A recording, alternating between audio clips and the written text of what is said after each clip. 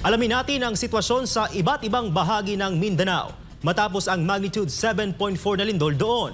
May live report si MJ Mondihar mula sa probinsya ng Sultan Kudarat. MJ, magandang gabi.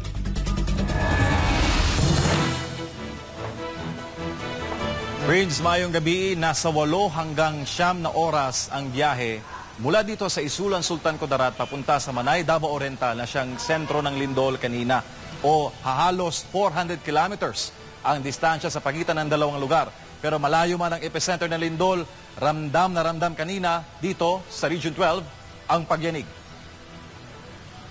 Maaga nagsimula ang Festival Parade Biyernes ng umaga October 10 dito sa Lutayan, Sultan Kudarat. Bahagi ito ng kanilang Kanduli Festival 2025 at ika-58th Foundation Day ng munisipyo. Pagkatapos ng parada, nakatutok na ang mga residente sa cultural dance presentation nang biglang yumanig ang lugar. Nakatayo ako ngayon. Nararamdaman ko pa rin yung pagbuga. Pagbuga ng gymnasium na ito. Wala namang nasaktan sa mga residente at maayos sila nakalabas sa gym at nanatiling kalmado. Yung cause po kasi ng accident kuminsan yung panic, sir. Pero sa awa naman ng Diyos kanina ay hindi naman po nagpanic yung mga kababayan po namin. Kahit na nagkaroon kanina ng lindol, tinapos pa rin po yung program ng maayos. Matindi naman ang pagyanig sa Coronadal City, South Cotabato. Sa video na kuha ng netizen na si Greo Liwa, kitang-kita ang malakas sa pag-uga ng lindol sa Center Point Mall. Ayon sa FIVOX, 7.4 magnitude ang lindol na tumama sa Davao Oriental at umabot ang pagyanig dito sa buong Region 12 o Stock Sergeant. Kinapawan City, intensity 5.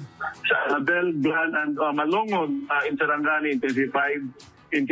Sa Coronadal City, Tampakan and Tukti in South Cotabato, intensity 5 din. Pati na rin sa General Santos City.